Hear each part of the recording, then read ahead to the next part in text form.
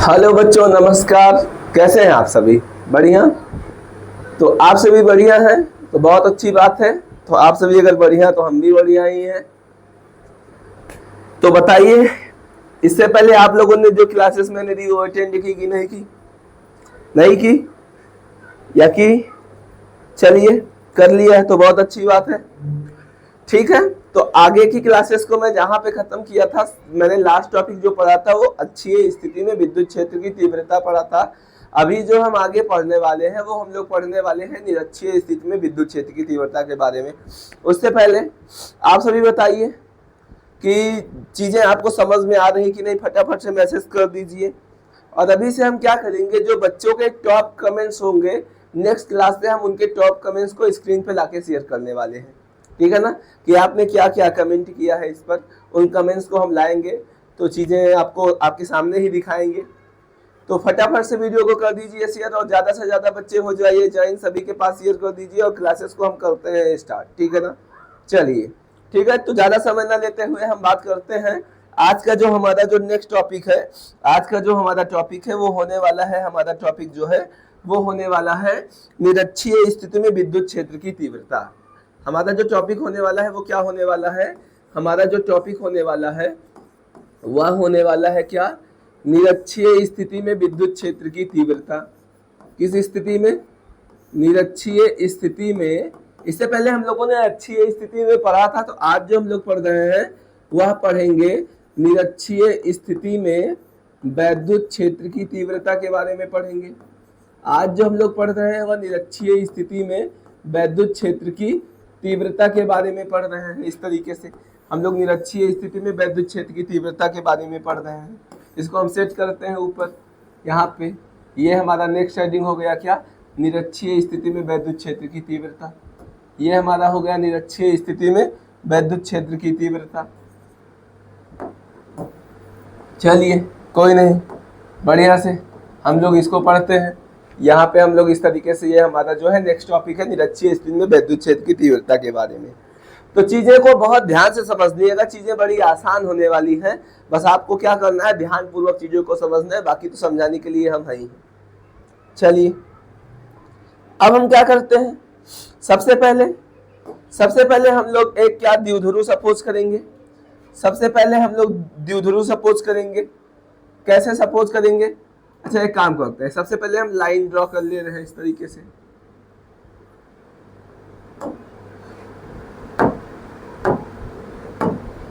सबसे पहले हम ऐसे लाइन एक ड्रॉ कर ले रहे हैं, ठीक है।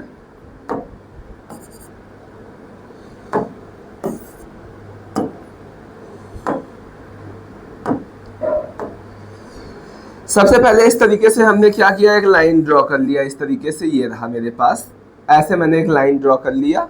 या इसको हम थोड़ा सा यहाँ से उठा के इसको थोड़ा सा नीचे लेकर आते हैं ताकि साइड में इस प्रकार से, ठीक है।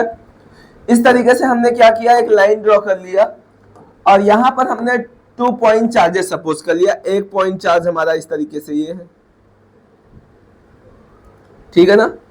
और एक हमारा दूसरा पॉइंट चार्ज जो है वो इस प्रकार से ये है।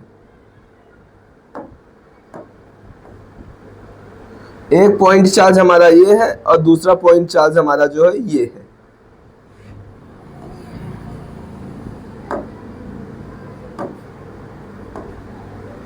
इस तरीके से हमारे पास ये 2 पॉइंट चार्ज है। इसमें से एक पॉइंट चार्ज को हम लोग क्या कर सपोज कर लेंगे, इसमें से एक पॉइंट चार्ज को हम लोगों ने प्लस क्यू इस तरीके से सपोज कर लिया है और दूसरे को हमने माइनस क्यू सपोज कर लिया है। इसी तरीके से हम लोग जानते हैं, क्योंकि हम लोगों ने पढ़ा था वैद्युत द्विध्रुव में कि एक हमारा प्लस क्यू होना चाहिए, दूसरा हमारा माइनस क्यू होना चाहिए। क्योंकि हम लोग द्विध्रुव के कारण निरक्षीय स्थिति में वैद्युत क्षेत्र की तीव्रता पढ़ रहे हैं। आप जाकर देखना पिछली वीडियो को, आप समझ में आ जाएगा।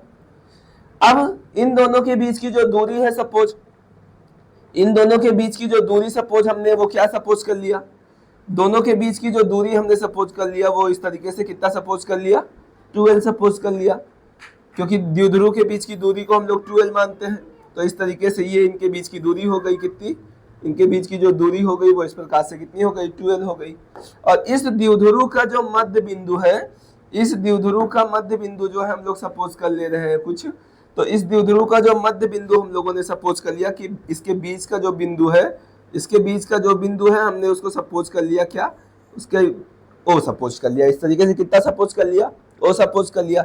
तब क्या हो जाएगा, पूरी दूरी 2l है तो आधी दूरी कितनी हो जाएगी, आधी दूरी यहाँ l हो जाएगी और ये आधी दूरी भी हमारी कितनी हो जाएगी, ये आधी दूरी भी हमारी क्या हो जाएगी, l हो जाएगी। इस तरीके से, ठीक है ना, ये आधी दूरी हमारी l हो जाएगी। बात समझ में आया कि नहीं समझ में आया? नहीं समझ में आया तो बताइए, समझाते हैं आपको। अब क्या करना है, इस O से R दूरी पर, इस O से R दूरी पर, एक मिनट,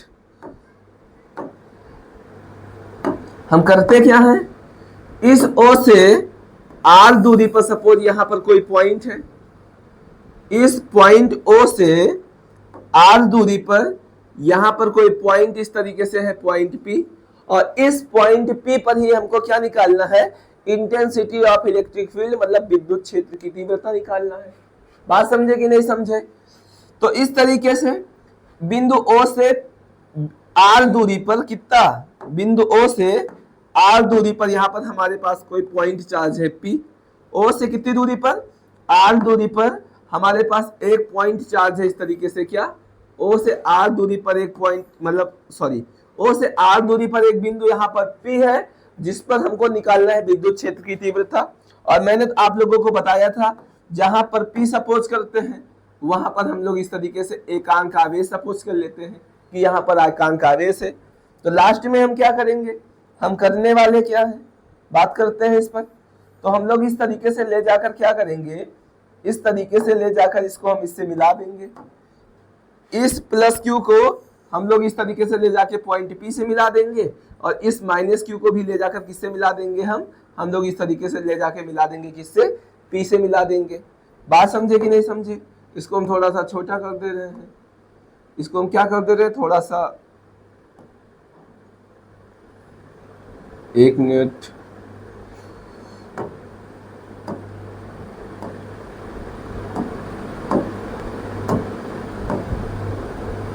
चलिए रहने दीजिए, ऐसे रहने दीजिए। अब हमने इसको प्लस Q को इस P से मिला दिया, माइनस Q को इससे मिला दिया, तो यहाँ पर क्या हो जाएगा, हमारा एक पॉइंट, एक जो है वो बिंदु A हो जाएगा, और हमारा जो दूसरा है वो दूसरा क्या हो जाएगा, बिंदु B हो जाएगा। बात समझ में आया कि नहीं समझ में आया? अब हमको क्या है ना, A से लेकर P तक का डिस्टेंस पता है नहीं, तो सबसे पहले हम A से P तक का डिस्टेंस निकालने का कोशिश करते हैं। कैसे निकालेंगे, ये हमारा जो लंब है, ये हमारा जो क्या है, ये हमारा जो है सॉरी, ये हमारा लंब है और ये हमारा जो है आधार है। तो ये इस तरीके से ये कोण जो है थीटा, तो ये कोण भी हमारा क्या हो जाएगा, ये कोण भी हमारा कितना हो जाएगा, थीटा हो जाएगा।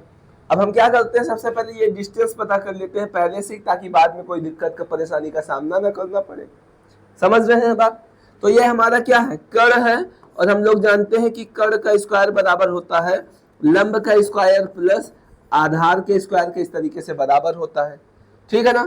तो यहाँ से कितना हो जाएगा, हमारा जो कर्ण का स्क्वायर है वो क्या हो जाएगा, लंब हमारा कितना है, लंब हमारा है r, तो यहाँ से हो जाएगा r का स्क्वायर, आधार हमारा कितना है, आधार हमारा है l, तो l का स्क्वायर हो जाएगा, और यहाँ के पद से जब स्क्वायर हटेगा यहाँ से तो इधर अंडर रूट लग जाएगा, और हमारा आ जाएगा कितना, r square plus l square. तो मतलब ये डिस्टेंस जो हमारा होने वाला है, ये डिस्टेंस कितना होने वाला है, ये हमारा होने वाला है r square plus l square.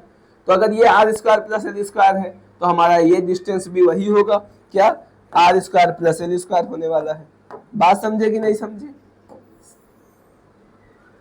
चलिए इस तरीके से, तो यहाँ पर अब हम आगे बात करते हैं। आगे बात क्या करेंगे हम लोग, इस तरीके से हम लोग जानते हैं कि ये प्लस Q आवेश है, ये भी प्लस आवेश है, दोनों के बीच में बल कैसे लगेगा, प्रतिकर्षण बल लगेगा, जिसके कारण ये एकांक आवेश जो है इस पर जो है प्रतिकर्षण बल लगेगा, तो एकांक आवेश जो है वो बाहर की ओर इस तरीके से, मतलब विद्युत क्षेत्र की जो दिशा होगी वो इस तरीके से बाहर की ओर होने वाली है।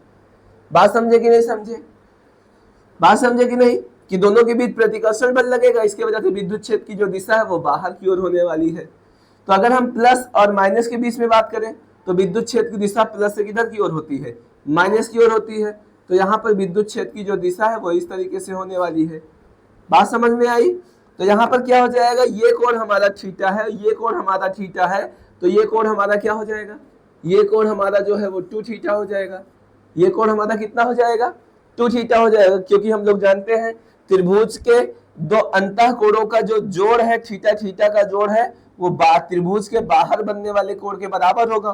तो थीटा थीटा कितना, तो हमारा 2 थीटा हो जाएगा, इसके बराबर हो जाएगा।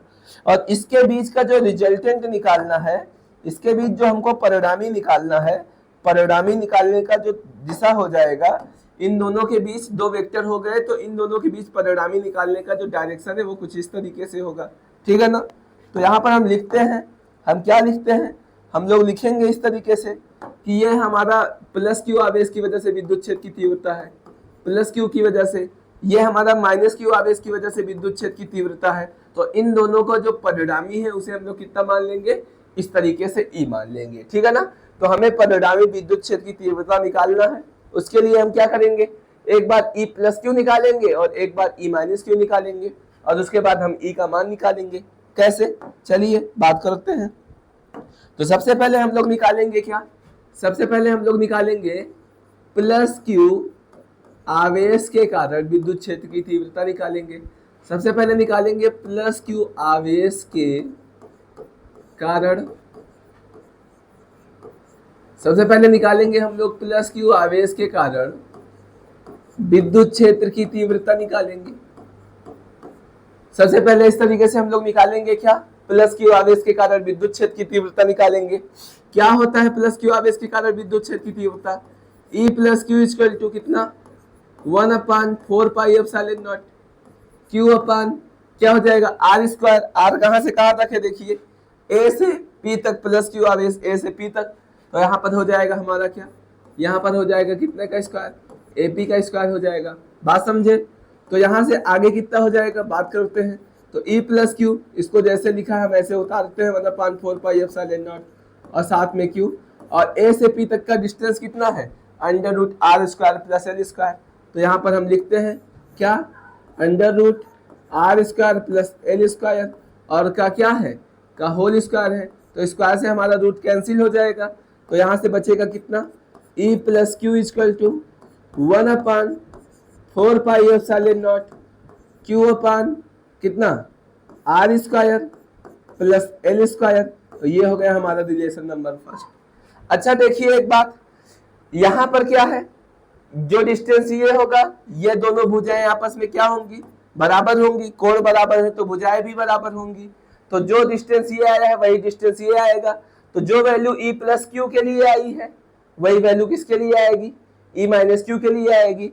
तो जो वैल्यू ई प्लस क्यू की आई है तो उसी को हम लोग क्या करते हैं, इसी प्रकार उसको भी लिख दे रहे हैं। तो इसी प्रकार हम लोग क्या करेंगे, इसी प्रकार हम लोग ई माइनस क्यू का भी मान रख देंगे। तो E minus Q equal to कितना हो जाएगा, 1/4 पाई एप्सिलॉन नॉट क्यू अपान, और ये भी हमारा कितना हो जाएगा, आर स्क्वायर प्लस हमारा कितना हो जाएगा, एल स्क्वायर, और ये हो जाएगा हमारा रिलेशन नंबर सेकेंड। बात समझ में आया कि नहीं समझ में आया, इतना बताइए। इतनी चीजें समझ में आ गई हो तो हम आगे बढ़ते हैं, बोलिए। इतनी चीजें आपको समझ में आ गई हो तो इतनी चीजों पर हम क्या करते हैं, आगे बात करते हैं। बताइए इतनी चीजें आपको समझ में आई कि नहीं समझ में आई।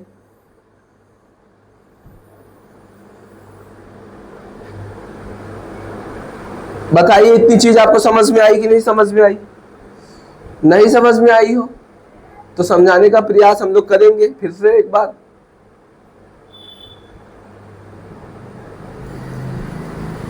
बताइए इतनी चीजें आपको आई समझ में कि नहीं आई। आ गई तो हम बात करते हैं नेक्स्ट पेज पर, नेक्स्ट टॉपिक, मतलब इसी का आगे हम बात करते हैं। क्या हम बात करते हैं, देखिए इससे पहले हम लोगों ने ई प्लस क्यू और ई माइनस क्यू दो समीकरण हम लोगों ने इस तरीके से निकाल लिया।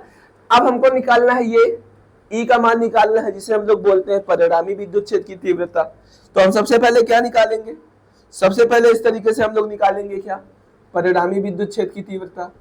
तो देखिए आगे हम बात करते हैं, तो इस तरीके से हम लोग क्या निकालेंगे, आगे हम सॉल्व करते हैं। तो हम लोग निकालते हैं क्या, परिणामी विद्युत क्षेत्र की परिणामी विद्युत क्षेत्र की तीव्रता कैसे निकलेगा?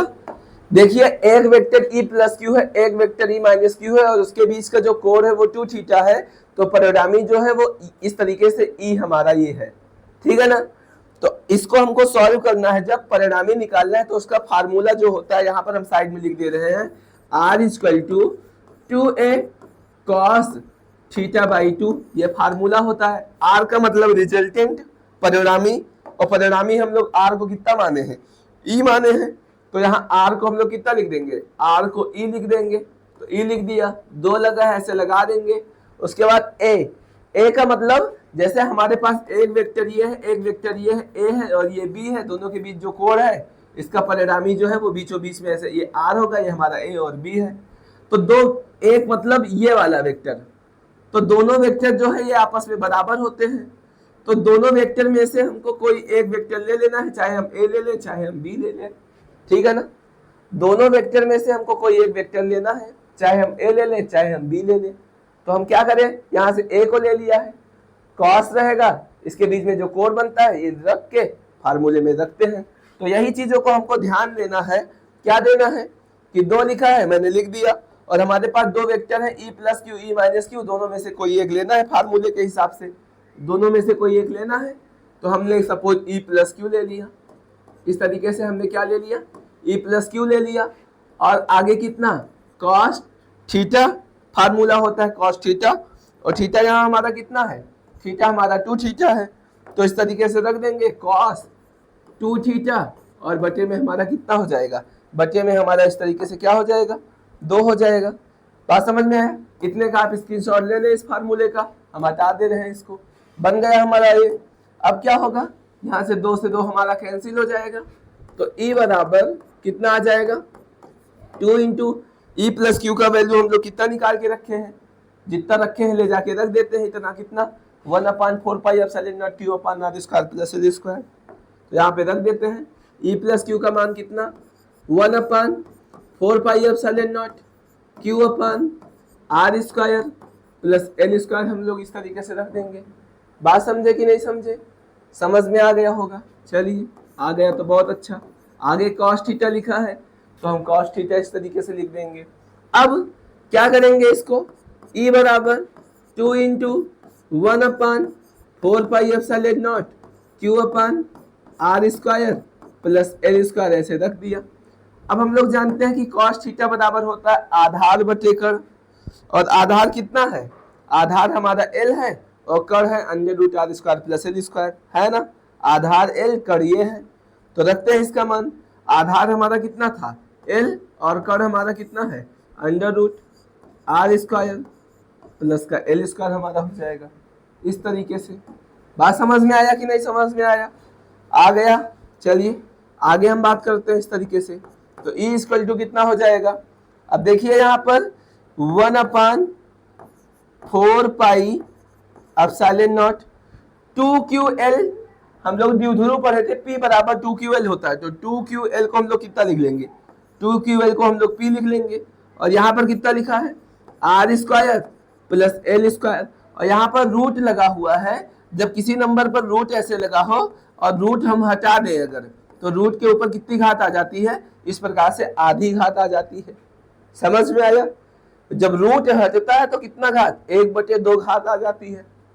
आगे इसी को हम सॉल्व करते हैं, आगे इसी को सॉल्व करेंगे तो कितना हो जाएगा, हमारा हो जाएगा E equal to 1/4 pi epsilon nought P upon, अब देखिए यहाँ पर गुणा में घातें जुड़ती हैं, तो इस पर कोई घात नहीं, तो एक घात होगा, और ये इन दोनों का जब गुणा होगा आपस में तो घातें आपस में जुड़ जाएंगी।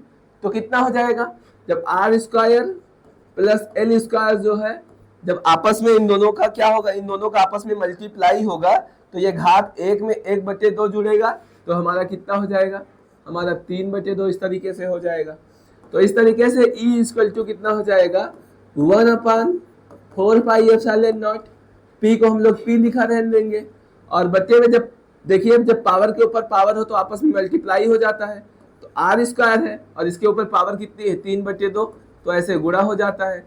उसके बाद प्लस लगा है, L स्क्वायर के ऊपर भी ऐसा है, तो इस पर भी 3/2 का क्या हो जाएगा, गुणा हो जाएगा, तो 2 से 2 कैंसिल हो जाएगा, यहाँ भी कैंसिल हो जाएगा, तो कितना आ जाएगा E equal to 1/4 pi epsilon nought, और P को P लिखा ध्यान देंगे, और बटे में हमारा क्या हो जाएगा R क्यूब प्लस हमारा इस तरीके से हो जाएगा कितना L क्यूब हो जाएगा।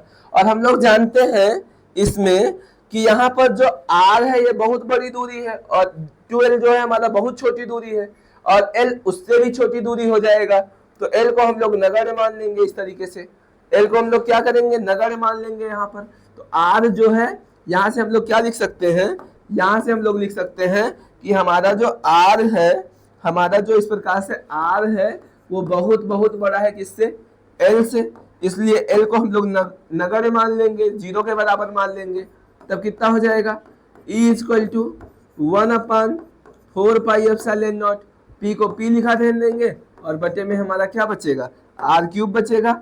और इस तरीके से ये हमारा जो है ये हमारा क्या है, ये हमारा फार्मूला बनकर तैयार हो गया किसका, ये आ गया हमारा फार्मूला जो बनकर वो तैयार हो गया किसका, ये आ गया हमारा फार्मूला बनकर किसका निरक्षीय स्थिति में विद्युत क्षेत्र की तीव्रता। तो ये चीजें आपको समझ में आई कि नहीं समझ में आई बताइए। तो इस तरीके से हमारा फार्मूला जो बनकर तैयार हो गया वो क्या हो गया निरक्षीय स्थिति में विद्युत क्षेत्र की तीव्रता इस प्रकार से। तो चीजों का आप सभी स्क्रीनशॉट ले लीजिए और अपने साथ कॉपी पेन जरूर लेके बैठिए, तभी आपको चीजें अच्छे से समझ में आने वाली हैं।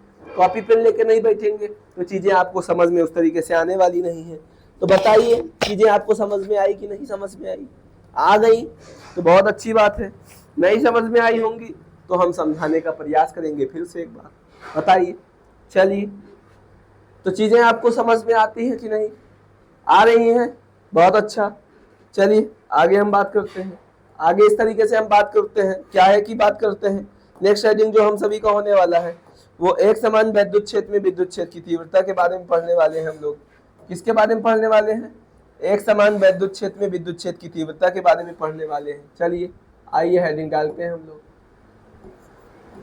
क्या नेक्स्ट हेडिंग जो है हमारी वह होने वाली है एक समान विद्युत क्षेत्र में, एक समान विद्युत क्षेत्र में सॉरी हमारा जो नेक्स्ट हेडिंग है वो एक समान विद्युत क्षेत्र में द्विध्रुव पर जो बल युग्म लगता है उसकी बात करते हैं।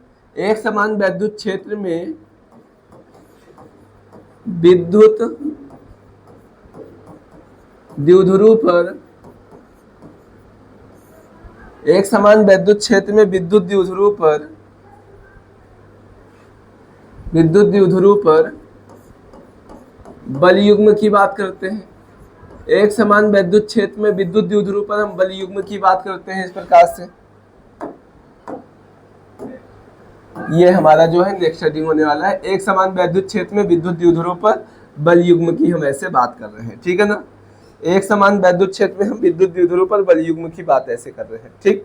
चलिए अब इसको चीजों को आपको बेहतर तरीके से समझने की जरूरत है। यहाँ पर चीजों को आपको समझना होगा, चीजें अगर आप समझेंगे नहीं तो आपको चीजें समझ में नहीं आएंगी। यहाँ पर क्या करना है, हमको एक समान विद्युत क्षेत्र सपोज करना है और उसमें विद्युत द्विध्रुव रखना है। तो सबसे पहले मैंने एक समान विद्युत क्षेत्र की बात किया था, आप लोगों को समझाया था कि जब भी एक समान विद्युत क्षेत्र की बात करेगा तो इस तरीके से हमको क्या करना पड़ेगा, एक समान विद्युत क्षेत्र के में रेखाएं जो होती है वो ऐसे एक दूसरे के समांतर होती है। तो हम सपोज एक समान विद्युत क्षेत्र की इस प्रकार से क्या कर लेंगे, एक समान विद्युत क्षेत्र की हम लोग इस प्रकार से कल्पना कर लेंगे।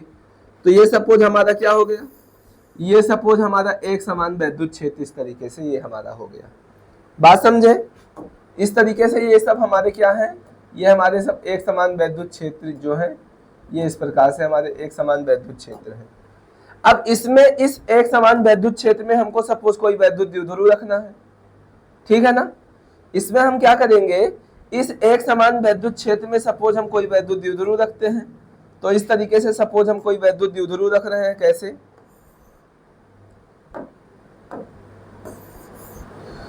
इस तरीके से एक समान विद्युत क्षेत्र में हम सपोज कोई विद्युत द्विध्रुव रखेंगे। ये देखिए इस तरीके से एक समान विद्युत क्षेत्र में हम सपोज ये कोई विद्युत द्विध्रुव सपोज कर लिया ये, ठीक है। इसको हमने एक समान विद्युत क्षेत्र में ऐसे इसको मतलब मन्ने को ले जाके इसको रख देना है। ये सपोज हमारे पास एक समान वैद्युत क्षेत्र है और इसको मैंने इस तरीके से ले जाके वैद्युत क्षेत्र में रख दिया है, और एक समान वैद्युत क्षेत्र है ये, तो इस तरीके से एक हमारा जो होगा वो एक आवेश जो होगा वो प्लस क्यू इस तरीके से होगा, और यहाँ पर जो दूसरा आवेश हमारा है वो इस तरीके से माइनस क्यू होगा। यहाँ पर दूरी को हमने ए और यहाँ पर इसको हमने क्या विद्युत ध्रुव को बी सपोज कर लिया है इस तरीके से। बात समझ में आया? और हमें पता है कि इन दोनों के बीच की जो दूरी होती है, इन दोनों के बीच की दूरी कितनी होती है, इस प्रकार से 12 होती है। तो इसके बीच की जो दूरी होती है वो 12 होती है, तो इस तरीके से मैंने ऐसे सपोज कर लिया है। बात समझ में आया? अब ये हमारा क्या है, एक समान वैद्युत क्षेत्र है, एक समान वैद्युत क्षेत्र है, और इसमें मैंने ऐसे कोई वैद्युत द्विध्रुव इस तरीके से क्या किया है, इस द्विध्रुव को लाके रख दिया है, और सपोज कितना कोण बना के रख दिया है, सपोज थीटा कोण बना के रख दिया है इस प्रकार से, ठीक है ना। तो इस द्विध्रुव का जो मध्य बिंदु होगा ये, इसे हमने सपोज ओ मान लिया है। अब करना क्या है, हम इस तरीके से यहां से ए से एक लंब खींच देंगे इस तरीके से, इस तरीके से एक मैंने ऐसे लंब खींच दिया, और लंब खींचने के बाद इस बी को सी से ऐसे हम लोग क्या कर देंगे, इस बी को ऐसे हम लोग सी से मिला देंगे। तो इस तरीके से ये यहाँ पर हमने क्या किया, इसको मिला दिया। तो ये एक हमारा समकोण त्रिभुज बन रहा है, आपको दिख रहा होगा जैसा।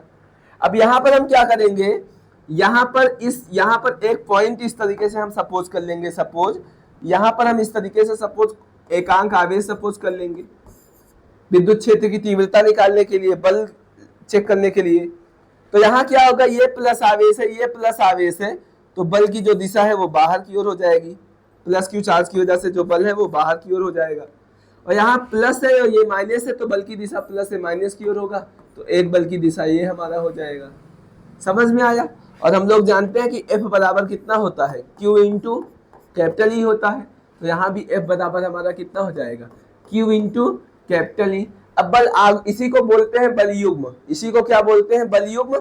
जब इस द्विध्रुव पर दो बल इस तरीके से लग रहे हैं और एक दूसरे के अपोजिट डायरेक्शन में लगते हैं, तो उसी को हम लोग क्या बोलते हैं, उसी को हम लोग बोलते हैं क्या, बल युग्म बोलते हैं। बात समझे कि नहीं समझे? समझ में आया कि नहीं समझ में आया, बताइए। समझ में आ गया हो तो हम डेरिवेशन को आगे करते हैं, बताइए आ गया। चलिए, तो हम लोग क्या करते हैं, डेरिवेशन को करते हैं कि जब एक समान वैद्युत क्षेत्र में विद्युत द्विध्रुव को रखा जाता है तो उस पर एक बलयुग्म कार्य करने लगता है, जिसे हम बलयुग्म का आघूर्ण कहते हैं। चलिए, अब इसके डेरिवेशन को हम आगे कंटिन्यू करते हैं। बताइए चित्र समझ में आया कि नहीं समझ में आया? नहीं आया हो तो बताइए, समझाते हैं एक बार फिर से। तो हमें क्या निकालना है, हमें बलयुग्म का आघूर्ण निकालना है। तो इस तरीके से हम लोग बलयुग्म आघूर्ण निकालते हैं, तो लिखेंगे क्या, एक समान वैद्युत क्षेत्र में रखे, एक समान वैद्युत क्षेत्र में रखे, एक समान वैद्युत क्षेत्र में रखे, एक समान वैद्युत क्षेत्र में रखे विद्युत द्विध्रुव पर बलयुग्म, एक समान वैद्युत क्षेत्र में रखे विद्युत द्विध्रुव पर बलयुग्म हम लोग निकालते हैं, बलयुग्म निकालते हैं। तो यहाँ पर बलयुग्म को हम लोग कौन सा बलयुग्म बोलेंगे, बलयुग्म को हम लोग लिखेंगे टॉर्क से, और इसको निकालने का फार्मूला होता है दोनों बलों में से कोई एक बल लेना है। दोनों, ये जो दो बल हैं F, इन दोनों में से कोई एक बल लेना होता है, क्लास 11th में पढ़ा होगा। दो बलों में से कोई एक बल, दो बलों में से कोई एक बल लेना है हमको, और गुणे इस प्रकार से दोनों बलों के बीच की, ये जो दो बल लग रहे हैं इसके बीच की लंबवत दूरी लेना है, मींस AC। दोनों बलों के बीच लंबवत दूरी लेना है, दोनों बलों के बीच की हमको क्या लेना है, दोनों बलों के बीच इस तरीके से क्या लेना है हमको, दोनों बलों के बीच की ऐसे हमको लंबवत दूरी ले लेना है। बात समझे कि नहीं समझे? तो यहाँ से टॉर्क बराबर हो जाएगा, दोनों बलों में से कोई एक बल लेना है, तो हमने इस तरीके से एक बल लेना है तो हमने F ले लिया, और गुणे दोनों बलों के बीच की लंबवत दूरी लेना है, तो लंबवत दूरी को हम लोग क्या ले लेंगे, AC इस तरीके से ले लेंगे। दोनों बलों के बीच की ये लंबवत दूरी क्या है, AC है तो हमने यहाँ से AC ले लिया। अब क्या हो जाएगा, टॉर्क बराबर हो जाएगा कितना, देखिए अब हम सबसे पहले AC का मान निकालते हैं साइड में। हम सबसे पहले किसका मान निकालते हैं, इस AC का मान निकालते हैं। ये जो AC आपको दिख रहा है इसका मान निकालते हैं। तो हम लोग जानते हैं कि साइन थीटा बराबर कितना होता है, साइन थीटा बराबर होता है, थोड़ा साइड में लिख दे रहे हैं, यहाँ पर हम निकालते हैं साइड में क्या, साइन थीटा का मान निकालते हैं। साइन थीटा बराबर होता है लंब बटे कर्ण के होता है। लंब कितना दिया हुआ है, लंब हमारा जो है वो AC है और कर्ण हमारा कितना है, AB है। तो यहाँ पर साइन थीटा बराबर हो जाएगा लंब AC और कर्ण हमारा कितना है, AB है। तो यहाँ AC का मान निकालेंगे तो AC बराबर हो जाएगा AB into sine theta. AB into कितना हो जाएगा, साइन थीटा हो जाएगा। तो यहाँ से F का मान कितना है, F है Q इंटू E के बराबर। तो F को हम लोग यहाँ से लिख देंगे, F को लिख देंगे Q इंटू कैपिटल E लिख देंगे। और ये जो हमारा AC है, AC को हम लोग क्या लिखेंगे, AB साइन थीटा लिख देंगे।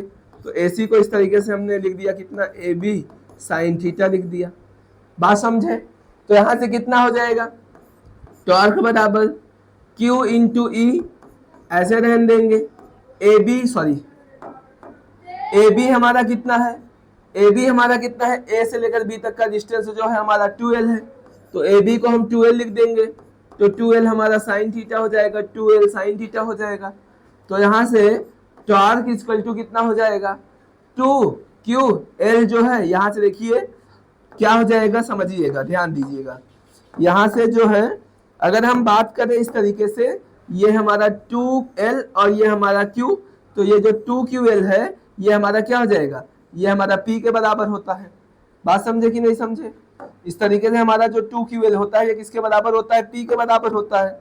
तो यहाँ से हम लोग क्या करेंगे, यहाँ से ले जाकर हम लोग रखेंगे क्या, 2QL को रख देंगे P और यहाँ पर लिखा है E और इस तरीके से लिखा है साइन थीटा।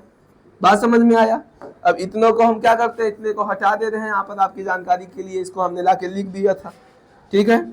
तो आगे कितना हो जाएगा, इस तरीके से बगल में हम सॉल्व कर दे रहे हैं, यहाँ पर देखिएगा ध्यान से। तो ये आ गया हमारा कितना, यहाँ पर आ गया हमारा टॉर्क इक्वल टू कितना, टॉर्क इक्वल टू आ गया फार्मूला क्या, PE साइन थीटा। और ये हमारा आ गया क्या, एक समान विद्युत क्षेत्र में जो विद्युत द्विध्रुव को रखा जाता है तो उस पर जो बल युग्म लगता है उसको निकालने का फार्मूला आ गया। तो बताइए चीजें आपको समझ में आई कि नहीं समझ में आई। चीजें बड़ी आसान है, बस आपको थोड़ा ध्यान पूर्वक चीजों को पढ़ लेना है, चीजें खुद ब खुद समझ में आने लगेंगी। तो बताइए ये चीजों को, चीजें आसान है कि नहीं है।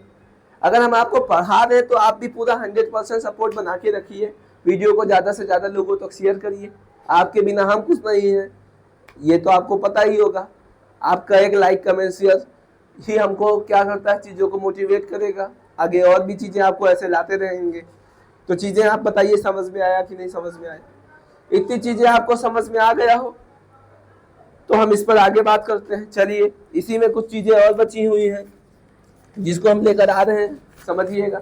अगर इसी फार्मूले को हम वेक्टर फॉर्म में लिखना चाहें, अगर इसी फार्मूले को हम वेक्टर फॉर्म में लिखना चाहें, मतलब टॉर्क इक्वल टू जो फार्मूला भी आया था हमारा, आया था PE साइन थीटा, इस तरीके से ये हमारा फार्मूला आया था।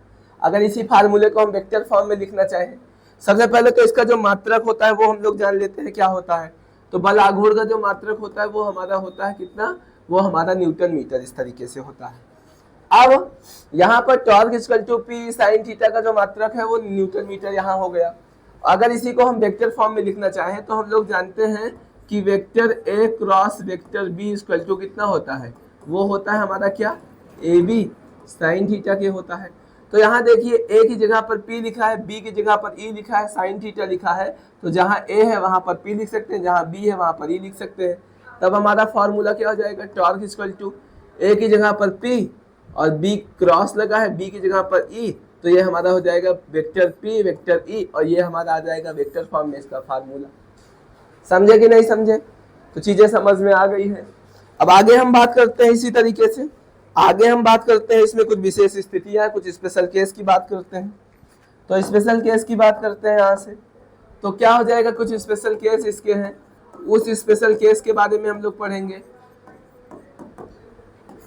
यहाँ से हम स्पेशल केस के बारे में पढ़ेंगे। तो स्पेशल केस हमारा जो होगा वो क्या होने वाला है, स्पेशल केस कि अगर इफ थीटा इक्वल 0 डिग्री हो, क्या हो, इफ थीटा इक्वल हमारा 0 डिग्री हो तो क्या होगा, जब हमारा थीटा इक्वल हमारा कितना हो, 0 डिग्री हो, तो हमारा फार्मूला जो है वो कितना हो जाएगा, तो टॉर्क इक्वल टू हमारा, जब थीटा 0 रखेंगे तो साइन थीटा ये जो है 0 हो जाएगा, साइन 0 का वैल्यू 0 और 0 से सबका गुणा हो जाएगा तो 0 हो जाएगा, तो हमारा टॉर्क का जो मान है वो कितना आ जाएगा, 0 आ जाएगा।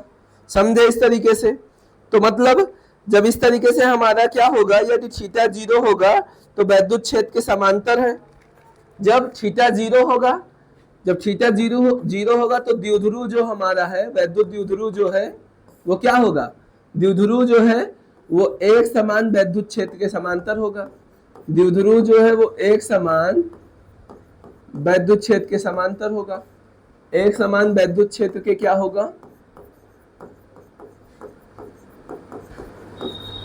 समांतर होगा इस तरीके से, और तब हमारा जो बलाघूर का मान है वो 0 हो जाएगा। मतलब जैसे एक समान वैद्युत क्षेत्र इस तरीके से हमारा ये है ना, तो द्विध्रुव भी जो रखा होगा इसके बीच में, जैसे इसके बीच में सपोज कोई द्विध्रुव इस तरीके से ले जाके ऐसे हमने एक द्विध्रुव रख दिया यहाँ पर, तो ये सपोज हमारा प्लस क्यू है, ये सपोज हमारा माइनस क्यू है, तो यहाँ पर क्या होगा, द्विध्रुव भी यही है और वैद्युत क्षेत्र भी यही है, तो दोनों के बीच में जो कोण है वो कितना होगा, दोनों के बीच में जो कोण है वो हमारा 0 डिग्री का होगा, तब हमारा जो बलाघूर का मान है वो 0 आ जाएगा, और तब इस स्थिति में जो टॉर्क हमारा है ये हमारा मिनिमम होगा, न्यूनतम होगा, और ये हमारा इस तरीके से क्या आ जाएगा, 0 आ जाएगा। बात समझे कि नहीं समझे? चलिए, समझ में आ गया हो तो बताइए, तो हम आगे इस पर बात करते हैं। आगे बात करें तो आगे हम बात करते हैं इस तरीके से, तो आगे इसी पर हम बात करते हैं, तब क्या हो जाएगा आइए जानते हैं। तो अगर हम इस तरीके से, अगर थीटा 180 की बात कर लें, सेकंड केस की अगर हम बात करें, सेकंड कंडीशन हमारा क्या होगा, तो इफ थीटा इक्वल कितना हो जाए, इफ थीटा इक्वल हमारा कितना हो जाएगा, 180 डिग्री हो जाएगा, तब क्या हमारा हो जाएगा बताइए, तब हमारा कितना आ जाएगा, अगर पी मान लीजिए थीटा इक्वल कितना हो जाए, 180 हो जाए, तब हमारा क्या हो जाएगा बताइए,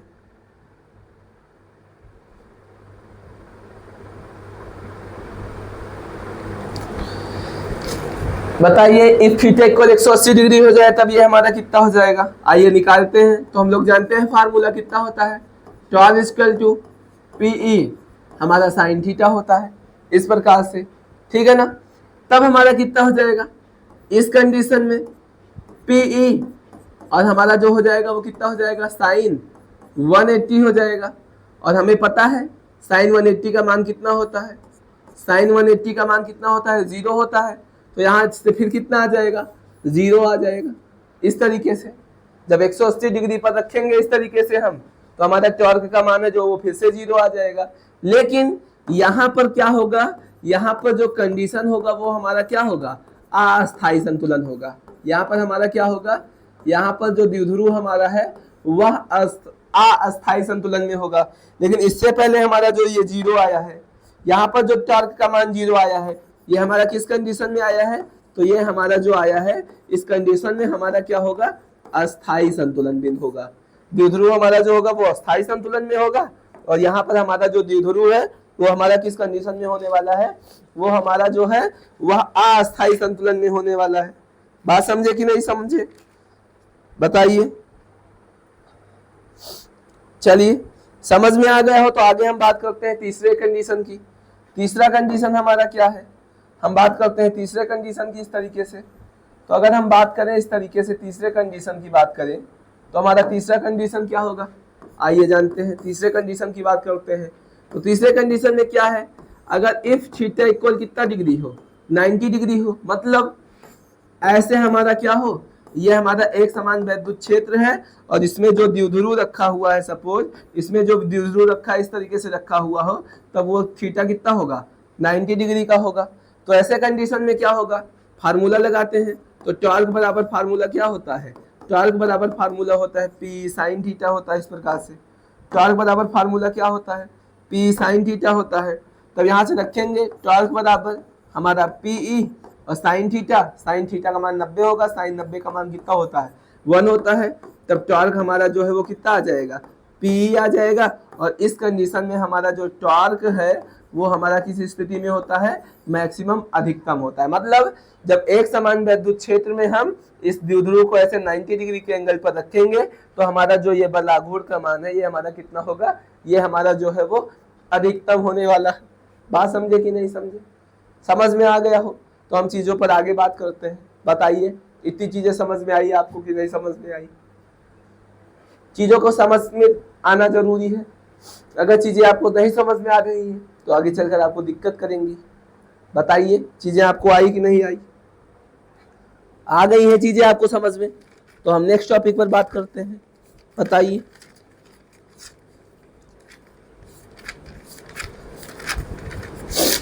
चलिए, अगर समझ में आ गई है तो आगे हम बात करते हैं।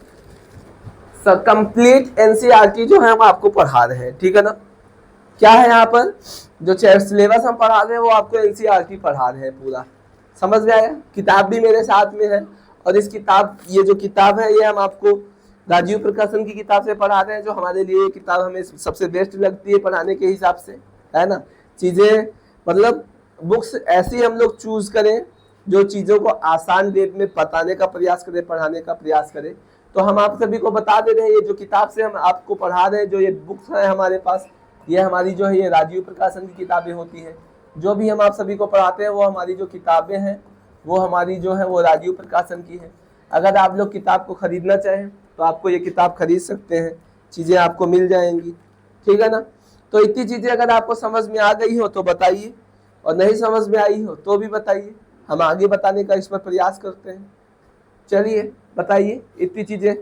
तो आज का जो यहाँ पर है चीजें, ये इतनी चीजों पर हम लोगों ने यहाँ पर बात किया है। इसमें कुछ टॉपिक जो है वो हम नेक्स्ट वीडियो में आपको लेकर आएंगे।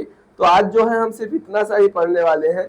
ये एक समान विद्युत क्षेत्र में रखे विद्युत द्विध्रुव पर बलयुग्म पढ़ा, और हम लोगों ने इस तरीके से निरक्षीय स्थिति में विद्युत क्षेत्र की तीव्रता के बारे में पढ़ा। बात समझे? और अभी हमको क्या करना है, इस चैप्टर में हमें क्या क्या पढ़ना है, आइए हम बात कर लेते हैं। अभी इस चैप्टर में हमको क्या पढ़ना है, अभी इसमें हमको पढ़ना है इस तरीके से, और क्या क्या चीजें इसमें हमको पढ़ना है। अभी इसमें हम लोगों ने वो नहीं पढ़ा है, क्या नहीं पढ़ा है इसमें? अभी हम लोगों ने कूलाम के नियम का सदिश रूप नहीं पढ़ा है अभी स्टार्ट में, है ना? अभी इसमें हमको कूलाम के नियम का सदिश रूप पढ़ना है।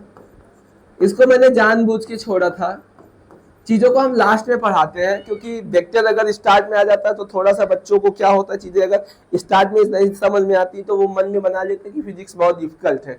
इसीलिए जो थोड़ा सा डिफिकल्ट चीजें होती है उसको हम लास्ट में बताने का प्रयास करते हैं। और ये कोई बहुत डिफिकल्ट टॉपिक थोड़ी है, बस उसमें थोड़ा सा बच्चों को क्या होता है, वेक्टर वगैरह में थोड़ा सा दिक्कत परेशानी का सामना करना पड़ता है, तो वो चीजें इसमें होती है, ठीक है ना? तो इसमें कूलाम के नियम का सदिश रूप बचा रह गया है, और कुछ इसमें जरूरी चीजें हैं। कुछ जरूरी चीजें जो है वो क्या बची हुई हैं, इसमें आवेश वितरण जो है वो बचा हुआ है। तो आवेश वितरण को हम बताने वाले हैं, ठीक है? आवेश वितरण को हम बताने वाले हैं, और उसके बाद जो है वो हम क्या बताने वाले हैं, बस बाकी इसमें इतनी चीजें क्या हो गई हैं, इतनी चीजों को हमको क्या करना है, पढ़ना है। इतनी चीजों को हमको पढ़ना है। तो कूलाम के नियम का सदिश रूप यहाँ पर हम लोग खत्म करेंगे नेक्स्ट टॉपिक में, और कुछ उसमें जरूरी चीजें हैं जो वो आपको बताएंगे। उसके बाद हम इसमें वैद्युत फ्लक्स वगैरह के बारे में हम बात करेंगे, और उस पर न्यूमेरिकल्स आपको कराने वाले हैं, ठीक है ना? एनसीईआरटी में देखिए, जो स्कूल वाले जो किताबों को चला रहे हैं उसमें क्या होता है, अलग अलग चैप्टर्स होते हैं, लेकिन एनसीईआरटी में 2 चैप्टर्स मिला के एक चैप्टर बना हुआ है। तो हम एनसीईआरटी से ही पढ़ा रहे हैं। तो क्या होगा, जैसे ही हमारा एक चैप्टर जो है वो खत्म होता है, जैसे ही एक चैप्टर खत्म होगा वैसे ही हम क्या करेंगे, हम कंप्लीट न्यूमेरिकल्स उसके करने वाले हैं, ठीक है ना? जितने भी न्यूमेरिकल्स हैं हमारे टॉपिक पर न्यूमेरिकल्स लगाने वाले हैं। और न्यूमेरिकल्स जो होती है वो बहुत ज्यादा समस्या होती है बच्चों के लिए। तो हम उस न्यूमेरिकल्स पे ऐसी कोई भी दिक्कत आपको होने वाली नहीं है। इसको हम पढ़ाने आ रहे हैं आपको न्यूमेरिकल्स के साथ, चैप्टर को खत्म होने के बाद बहुत ही आसान वे में। तब तक के लिए आप इन क्लासेस का आनंद लीजिए, और चीजों को आज हम यहीं पर आपको छोड़ के जा रहे हैं इस बीच में। और आगे क्या करते हैं, नेक्स्ट वीडियो में आप सभी के लिए इस चैप्टर को यहाँ पर कूलाम के नियम का सदिश रूप खत्म करके वैद्युत फ्लक्स के बारे में पढ़ेंगे, और चीजें आके आपको अच्छे से पढ़ाने वाले हैं, ठीक है ना?